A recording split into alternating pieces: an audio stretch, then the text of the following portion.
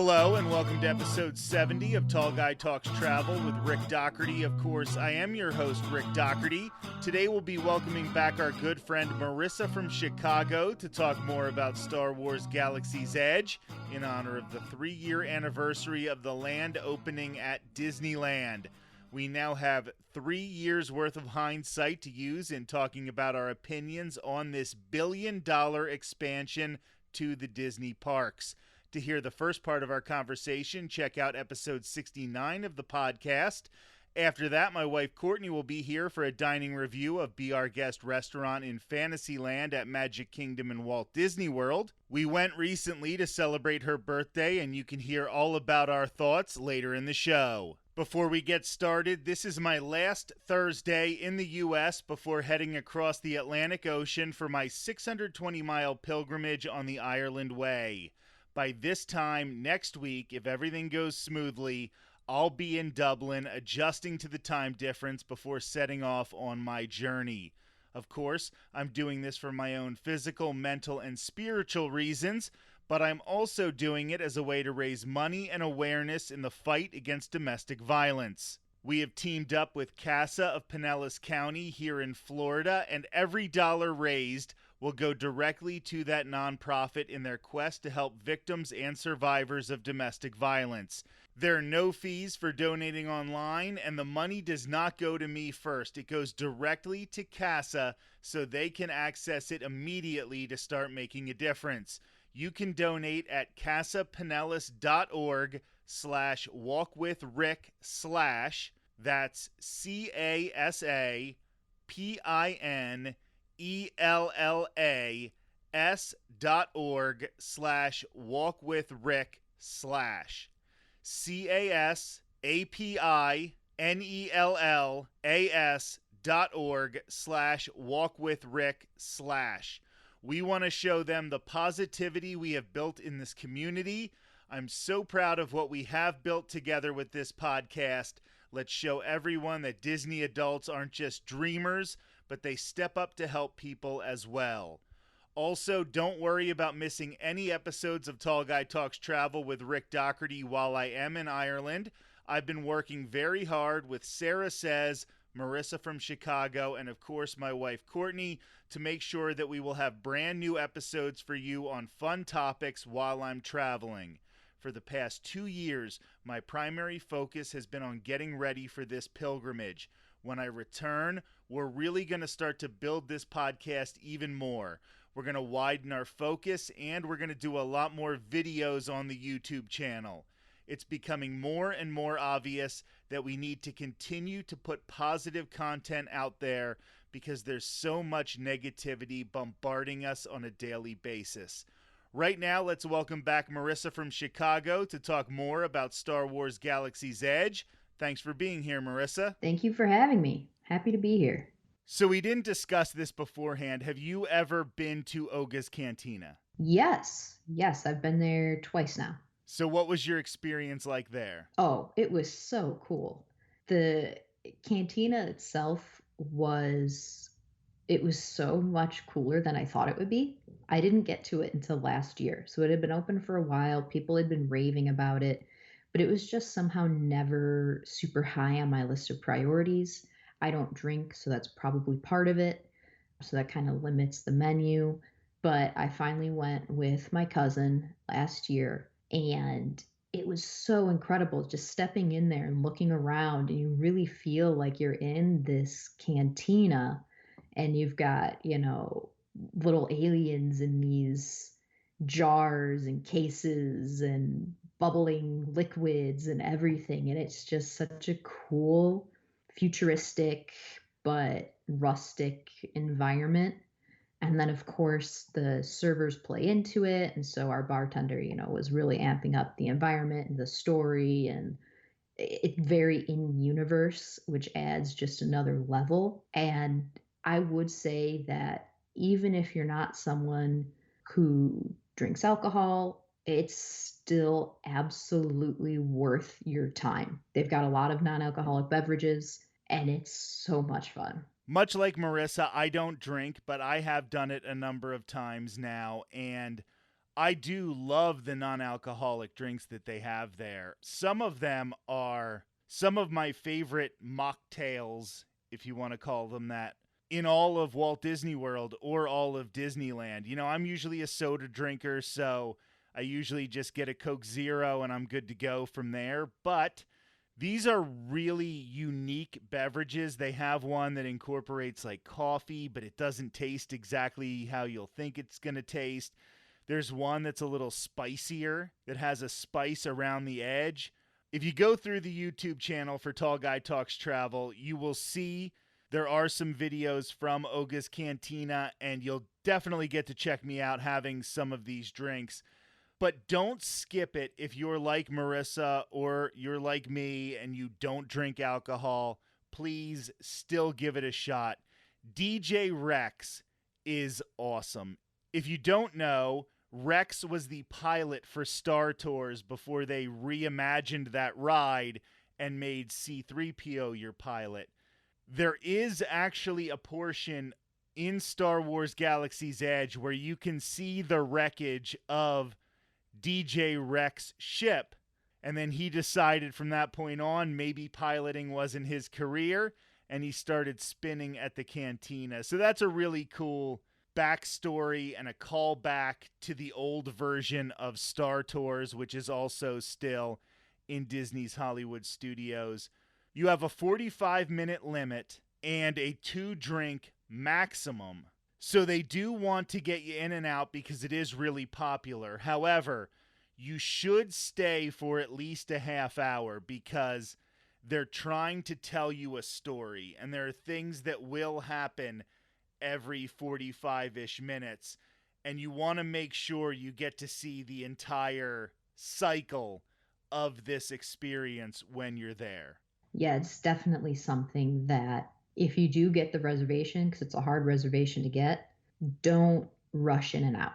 Set aside the time to experience it, to enjoy it, to savor it. Don't sit there and, rush yourself through saying, okay, we've got 20 minutes to drink this and then we've got to head back over to get on Smuggler's Run. Know that you're setting aside this time to get the full experience and let yourself actually experience it, because otherwise you're going to walk away going, okay, so I got a drink. What's the big deal? But there really is so much more to it if you can slow down just a little bit to let it happen to you. Such a great point. You also don't want to worry about how much you're spending. It is expensive, but it's one of those situations where if you try to save money, you're going to have so much worse of a time that just save the money in another aspect of your trip and understand that even the non-alcoholic drinks are going to be a lot of money here. I am not a person who says throw around money indiscriminately on vacation. If you're going to make this reservation, just understand that you're going to spend a lot of money and try not to worry about it. Try to enjoy the experience. And Marissa said that it is a tough reservation to get, and that is true. It is not the easiest reservation to get at Walt Disney World or at Disneyland, but I have noticed it's gotten easier than it was at the very beginning. This used to be the hardest reservation to get on property, and now I think that's Space 220 over at Epcot. I think ever since that opened over at Epcot, it has made Oga's Cantina a lot easier to acquire. And it's the kind of reservation where you can just keep checking before your vacation is coming, because you might find one 2 days before you're going to be at Hollywood Studios anyway because somebody cancels it. That's what I was going to say. It's definitely worth checking repeatedly and at odd times. When me and Natalie, my cousin, and I went, she actually got one at 5:30 in the morning as she was boarding the plane to go down to Hollywood Studios. So it was a super last minute thing. So definitely keep checking. They open up randomly. And if that is something that's high in your priority list, it's worth it to just not give up right away. I should have known that this conversation was going to go this long, but at the same time, I wasn't necessarily expecting it. There are a few other things I want to discuss with you about Star Wars Galaxy's Edge, and that would be Doc Ondar's, which is the main store there. This is the indoor store. It's Doc Ondar's Den of Antiquities, and this is where you'll get some of the fancier Star Wars collectibles. This is where you can get lightsaber hilts and kyber crystals, but it's also where you can find some Jedi robes or First Order outfits. Have you ever bought anything from Doc Ondar's, and what is it like to just explore it? I have not been able to justify buying anything from there yet. Of course, yet being the operative term. Who knows what could happen in the future? But it's definitely worth walking around and checking out. It's a very cool, I mean, I know it's called the Den of Antiquities, but it is like this den environment where you walk in and you almost feel like you're in this cave. And there's all this merchandise just kind of like hanging on the walls. And it's just this very cool shop where it's very immersive still. It doesn't feel like your typical merchandise shop. And I know that's something that we've talked about before, especially in Hollywood studios. A lot of their merchandise is just very generic. So this is a very nice change of pace to see that they really went the extra mile to theme this and make it feel like you're shopping in a land in Star Wars. Even if you don't buy something at Doc Ondar's Den of Antiquity, it is an attraction in and of itself. Doc Ondar is there as an animatronic. There are things hanging on the walls that aren't for sale, but will definitely be callbacks to some of the earlier movies. As a matter of fact, Doc Ondar's is probably the closest you get to having all eras of Star Wars represented, because you'll see things from a stained glass window with Padme or a stained glass window with Princess Leia, all the way to things from the sequel trilogy. So this definitely gives you everything from the prequels to the sequels and everything in between. It has those lightsabers, and people are very much into those lightsabers. I haven't been able to justify it yet, but if there's a Qui-Gon Jinn lightsaber at some point, it might end up in my home studio here. But even if you're not going to buy something, check out Doc Ondar's, because you'll want to take a whole bunch of pictures. You want to see the animatronic. Even just looking at these items is an attraction in and of itself. I don't necessarily feel the same about the marketplace. I know that that was really exciting when I first visited Star Wars Galaxy's Edge, but then at the height of the pandemic, it was really, really difficult to get to look around at the different shops and stalls in the marketplace. And after it became easier again, I just kind of never got in the habit of going back there. It's a lot of the same items each and every time. So you might want to see this on your first visit, but it might not be a place that you keep returning time and time again. Is Ronto Roasters considered part of the marketplace? It is, and that is where I was going to go next. I was going to talk about the two restaurants in Star Wars Galaxy's Edge. First of all, Ronto Roasters. This is where you can get the Ronto wraps. Are you a fan? Absolutely. Like 100%. This is a must do for me. I feel like the Ronto wrap sounds weird. It seems like a weird combination of ingredients. You've got like a hot dog, but then you've also got turkey and coleslaw, and it's on a pita, and you're kind of like, okay, what are they going for here? But oh my gosh, it's so good. They've unlocked some sort of secret recipe of success here. And I know the marketplace itself, I'm in agreement with you that it's just kind of so so, not really repeat worthy. Ronto Roasters is repeat worthy. That is something that I will go to almost every trip and I will be happy about it.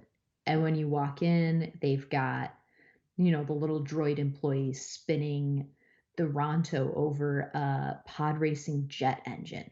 And it's just such a cool detail where you look up and you're like, oh, yeah, it's like they're making the food. Um, and then the food's delicious. So it's a bonus. That's definitely a must do. So I was a little disappointed at the beginning when Star Wars Galaxy's Edge opened at Walt Disney World because Ronto Roasters at Disneyland always had a plant-based vegan or vegetarian option at Ronto Roasters, and they didn't get one until fairly recently at Walt Disney World. I mean, now it's probably been about a year, but it seemed like they went way too long in Florida without having a plant-based option here. The plant based option in Florida at Walt Disney World is different than the one at Disneyland, but they are both really, really good. So even if you don't eat meat, or maybe you tried the traditional Ronto wrap and you're looking for something a little different, I can assure you, you are going to like the plant based version. So give that a try if you ever get a chance. Now, the other food location in Star Wars Galaxy's Edge is Docking Bay 7. Before you even enter Docking Bay 7, look on top of the restaurant because they are getting cargo dropped off every day and the ship is on the roof. And if you pay attention, there are 3 boxes on the ship and they are labeled with their numbers 77, 80, and 83. And that is a tribute to the original trilogy. Of course, A New Hope released in 77, Empire Strikes Back in 80, and Return of the Jedi in 83. So just a little nod to the OT. And then in Docking Bay 7, this is the most hit or miss quick service location probably in all of Walt Disney World property. The Felucian Kefta Garden Spread is the plant-based option, and these are plant-based meatballs, meat in quotes, with some hummus, some pita bread. It's phenomenal. One of the best quick service options, plant-based, not plant-based, I don't care. One of the best quick service food options that you can get in all of Walt Disney World. It is so good. And then I had a friend get what essentially amounted to the ribs, and they were fatty and they really were overcooked. And he really did not like it. And he wished he got the plant-based option. And this isn't a plant-based kind of guy. So some of the options are really good. Some of them just aren't. Marissa, have you eaten here? Have you had good experiences? I actually haven't eaten here because I've heard so much about it being hit or miss. And, again, as I've professed my love for the Ronto wrap earlier, I figure if I'm in Galaxy's Edge, I don't really want to take a chance on something being not very good, so I tend to just go for the Ronto wrap. But now knowing about this plant based option, I'm going to have to try that because that does sound very good and it would eliminate the whole hit or miss element to the dining. I'm not just saying that as a vegetarian either. Like, I have had meat eating friends who have gone multiple times to Docking Bay 7, and now all they get is the plant based option because I think it's really the only thing they do well there. The desserts, though, are also really good. I don't know if Marissa can have them or not. I have to check into that, and I don't know about whether they have gelatin, so I probably can't have them anymore either. But the desserts are good. The only food item I've ever heard anyone really, really liking is the Felucian Kefta Garden Spread.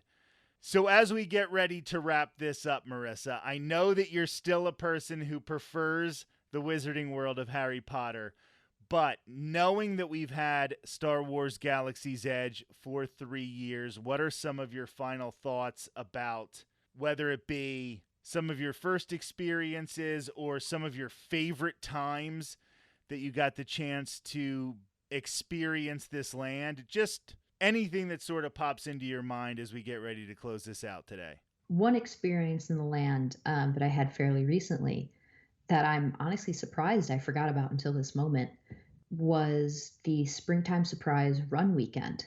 And during the Tower of Terror 10 miler, we actually got to run through Galaxy's Edge at pre dawn. And it was such an incredible experience. First of all, you're running through the parks before they open, which to start with is very cool. But then you're running through Galaxy's Edge and they've got it all lit up and they have the Galaxy's Edge music going and you're running through and it's just this moment of I don't know. And it's funny because I've been there at night and it's lit up and I'm like, oh, this is really cool. But there's something about running through it when it's not open to the public and there are still fewer crowds. It was such an amazing experience that I still think back on it and I'm just like, wow, I'm so glad they had us run through there. It just I can't stop smiling whenever I think about it. Marissa, you totally stole mine, but that's okay because I mentioned earlier that I was there the day it opened at Walt Disney World, August 29th, which also happens to be my mom's birthday. So that's how I spent my mom's birthday in 2019. I was there the day it opened. It was still dark. We walked through that front gate right there by Muppets, and then it kind of transitions you where it sucks out the music so you can't hear the music anymore, and it gives you these ambient sounds of Star Wars Galaxy's Edge. And that first day I was there, that early morning, and they lined the sides with cast members who were clapping for us as we were the first people to officially step onto Batuu. Chewie and Rey were standing by the X-Wing. Chewie was yelling, at us all, and Rey was waving to us. And that Springtime Surprise Tower of Terror 10 miler reminded me so much of that first morning. And I'll tell you what, I don't even go to Batuu and spend a lot of time in Star Wars Galaxy's Edge when I'm in Hollywood Studios anymore. There's always such a long line for Rise of the Resistance, or you have to pay for an individual lightning lane, and even to do that, you have to get lucky just to have the opportunity to pay for the individual lightning lane. I don't always wait for Millennium Falcon Smuggler's Run because I've ridden it so many times. I know I'm spoiled, and this sounds like I'm spoiled. But I don't find myself spending as much time in Galaxy's Edge as I did when it first opened to the public.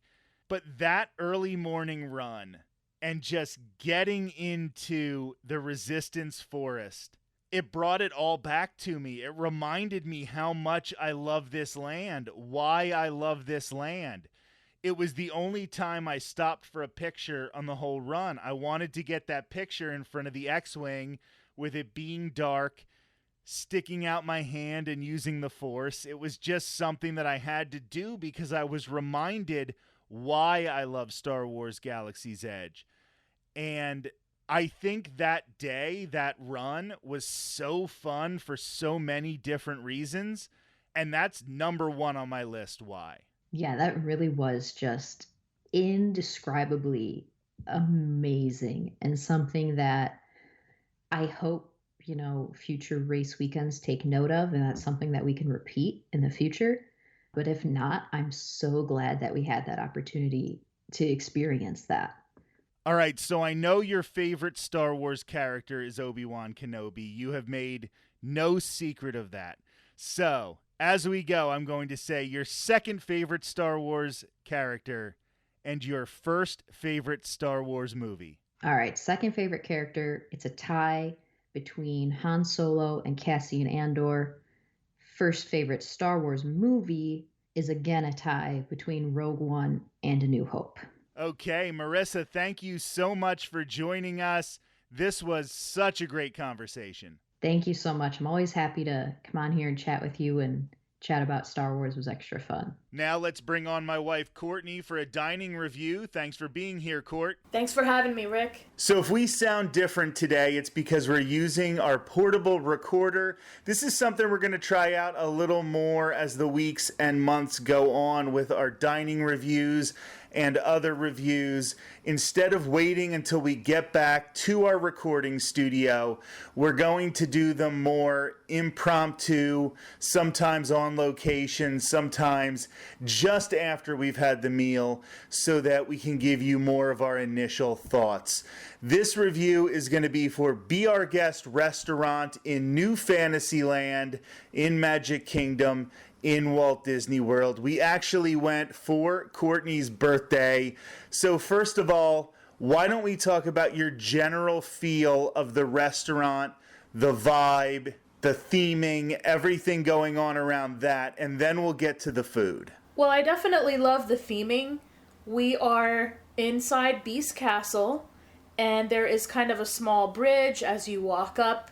You have the main doors, some beautiful tiles that are made to look like the stained glass windows, which kind of tell the story of the Enchanted Rose and Beauty and the Beast. And as you go inside, some more great theming, some gargoyles. And there are 3 separate dining rooms. The main room would be the ballroom, and this is what you would think of from the animated movie. Chandeliers, golden kind of theming, and some snow, which we can talk about in a little bit more detail, in the windows. Then there's also the Forbidden West Wing, which would be Beast's Wing. It's dark, it's thundering, the Enchanted Rose is there. Beast has, kind of ripped up some of his things after he was transformed from a man into the Beast. And then there's Belle's Rose Art Room. So this is kind of an art room that has the rose theming and is a lot of artwork that consists of animated features or takes on the animation in that room. So all of it is really cool. Any fans of the movie, which I know I'm a fan of the movie, I think you're going to love it. So in terms of the atmosphere, it's great. It is, however, a little noisy, a little hustle and bustle, a little crowded. It's very family-oriented, so you'll have some of that. So this is a signature restaurant, and they charge you as if it is a signature restaurant. This is an expensive restaurant.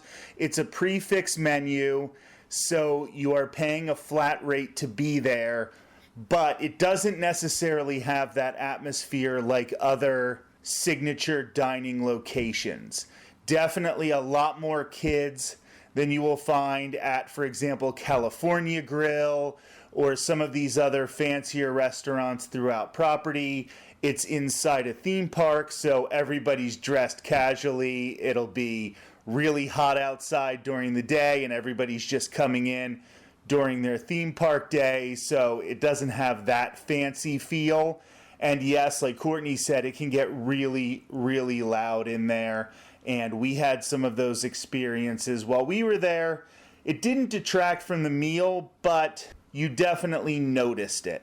Like, I'm not going to complain about it because people are going to bring their kids to theme parks. But if you're looking for a fancy signature dining experience, this isn't necessarily it. There are a lot of other locations on property where you would want to go for that vibe.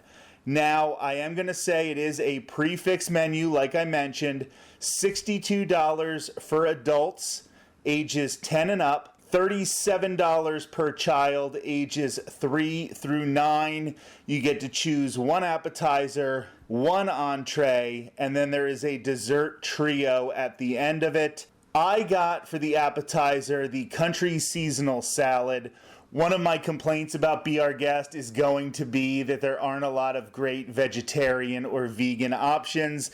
This was basically the only thing I could get because the French onion soup had a beef broth, and I could have gotten the assorted meats and artisanal cheeses, and they would have just brought me cheeses, but I thought I want to get an actual item so I can review an actual item and not sort of pick apart different parts of different items.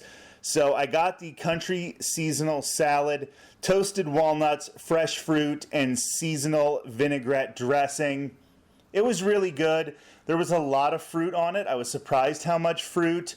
The dressing itself I really did enjoy. It was more of a balsamic dressing. And it was a good salad. It was a very, very small salad. It was pretty, but when I'm paying this much for a meal, I would maybe want either a little better salad, a little bigger salad, or I would like a few more options for the appetizer, because maybe I would have liked something small, but that wasn't just a regular salad like you can get at a lot of restaurants.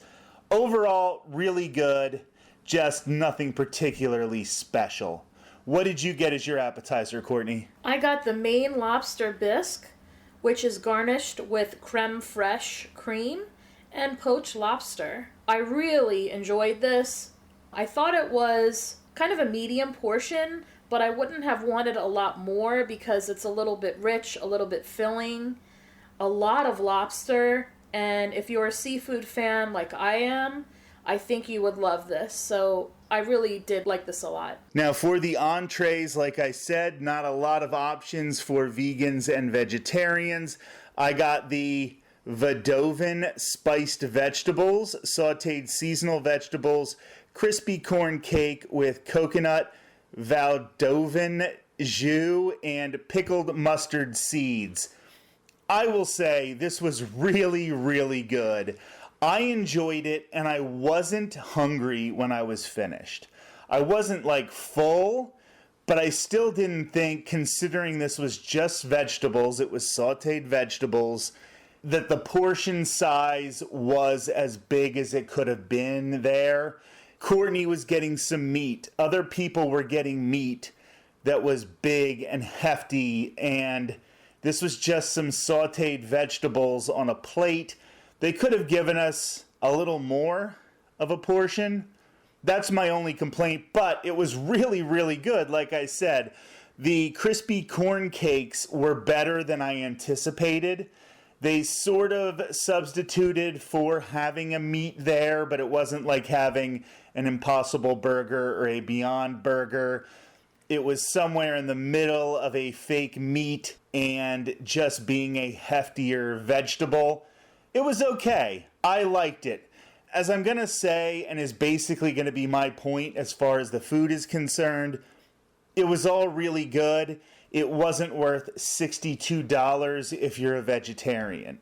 But if you're going with somebody who really, really wants to Be Our Guest restaurant, and you are left with only these choices, they are good, and I think you're going to like them. What did you get as your entree, Courtney? Well, it was a hard choice, so just kind of wanted to point out that they had an herb salted pork tenderloin. I don't normally go for a pork dish, so this one was kind of crossing that off right away for me.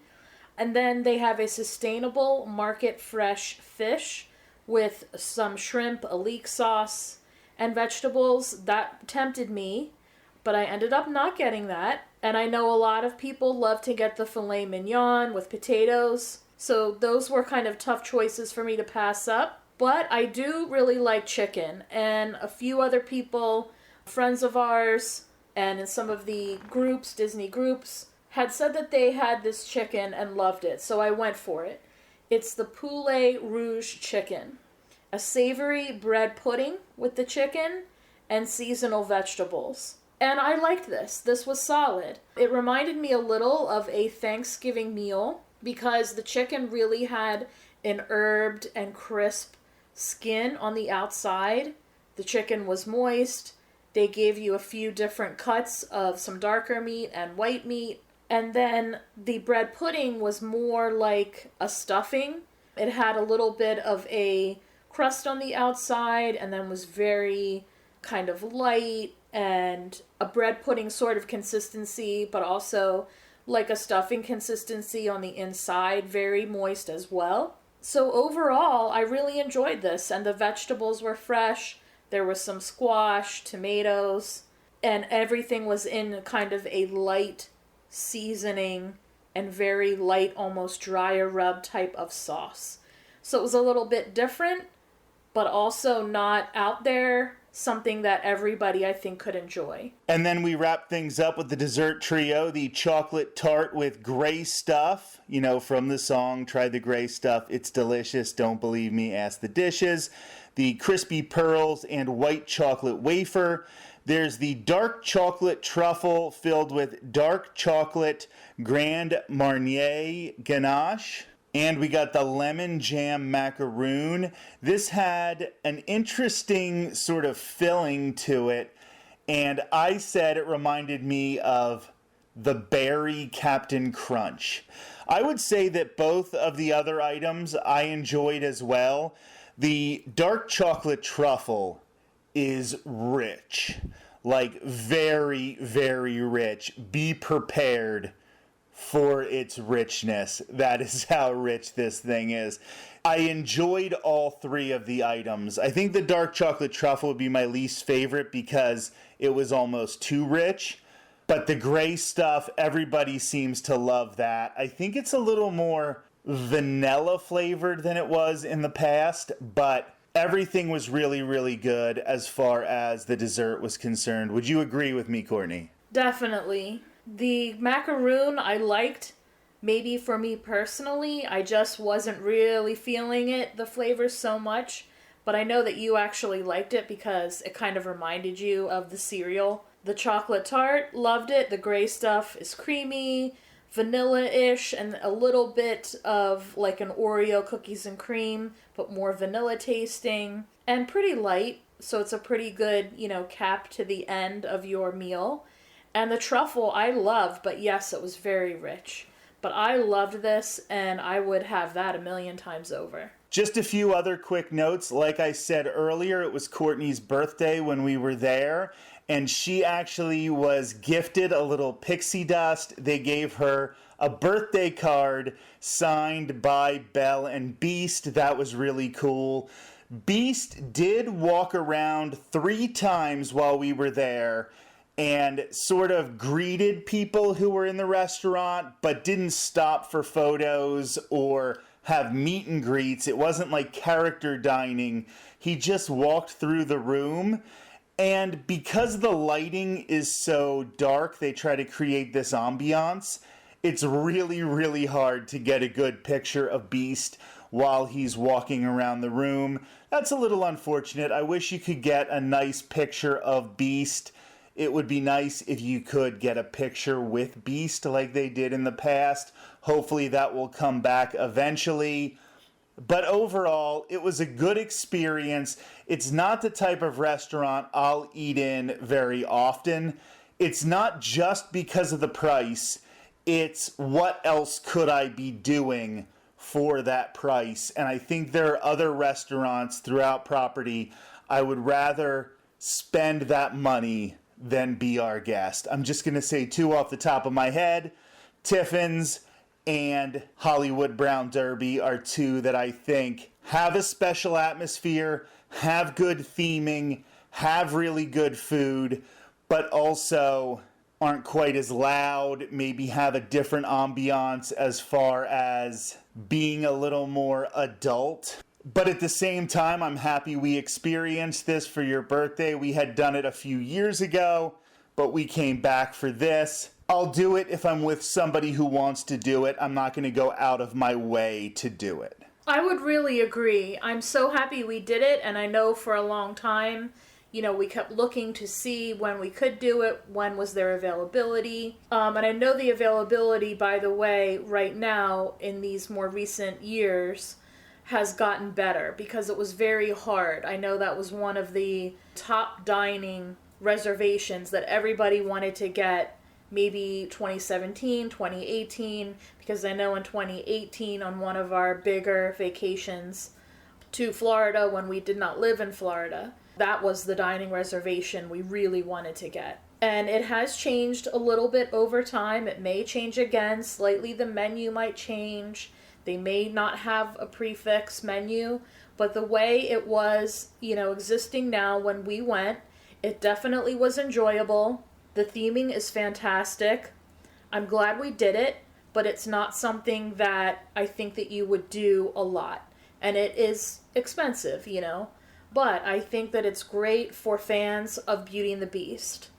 And, we had a great time, and we were able to take some great pictures, and we have great memories, too. And that's what it's all about. So, Courtney, thank you for joining me for this dining review for Be Our Guest Restaurant, New Fantasyland in Magic Kingdom at Walt Disney World. Thanks so much for having me, as always. For my wife, Courtney, and for Marissa from Chicago, I'm Rick Doherty, and this has been episode 70 of Tall Guy Talks Travel with Rick Doherty. Join us again next Thursday when Sarah Says will be back on the show for the two of us to start our conversation about free things, yes, free things that you can get at Walt Disney World and Disneyland. Until then, have a great week.